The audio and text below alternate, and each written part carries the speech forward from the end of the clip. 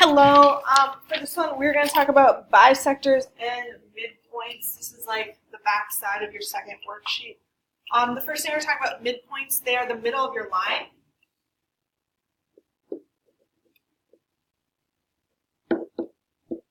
So they're the middle of the line, and they cut it in half.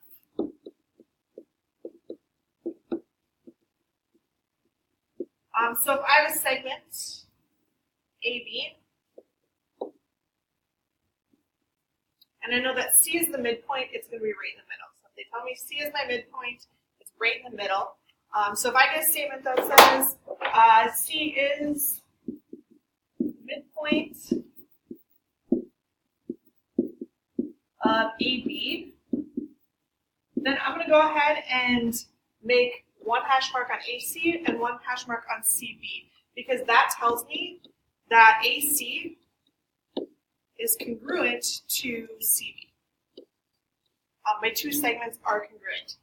So if I know that this one's X and this one's 42, I know that they're the same. I would say that X equals 42.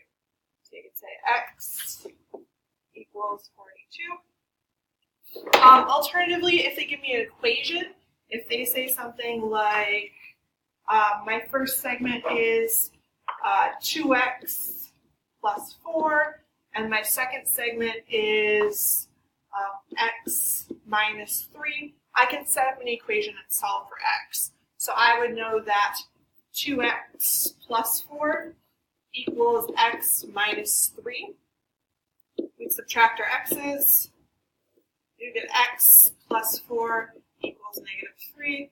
Subtract your 4's, and you get x equals negative 7. That's not the length of my segments, that's just what x equals. So if I want to figure out what AC would be, I would have to plug in my negative 7. So we do 2 times negative 7 plus 4. We have negative 14 plus 4, which equals negative 10. Now clearly I chose horrible numbers for this because I just picked someone and gave me a negative number. But if you do it to both, if you plug in x to both equations, you should get the same answer. So if I plug it into the second one, we get negative 7 minus 3, which equals negative 10.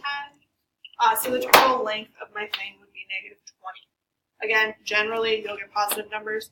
I just chose some bad numbers. The next thing we're talking about are bisectors. Bisectors are just like midpoints. They cut something in half. You can have an angle bisector, or you can have a segment bisector. So we'll do an angle bisector. You would have an angle. You have a line that goes through the middle. If that's my bisector, I know that this part and this part are going to be congruent. So let's call this A, B, C, D. So I would say that ABC, that angle, is congruent to angle CBD. Again, if I had some angle measures in there, we get something equal. So if this one's 3x plus 1, and this one is 4x plus 10, I would know that those two are equal to each other. So I would say 3x plus 1 equals 4x plus 10. You could solve for x. The one thing you need to be careful about when you're doing these problems is, what is your final question asking you? Does it want to know what x equals? Does it want to know what angle ABD equals? Does it want to know a different angle? Just make sure that you're answering the right question. Segment bisectors work the same way. Essentially what they do is they take your midpoint and they put a line through it.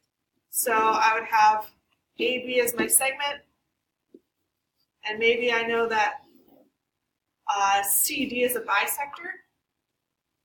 So maybe CD is a bisector.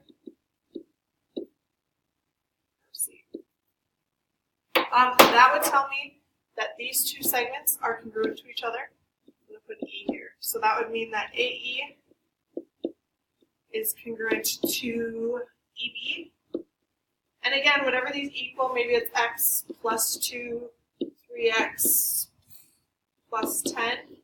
Whatever they equal, you just set them equal to each other and solve for x. So x plus 2 equals 3x plus 10. And that's pretty much it. Again, double check what you're looking for. Are you looking for x? Are you looking for one segment or the other? Are you looking for the whole line? Just make sure that your final answer solves for the correct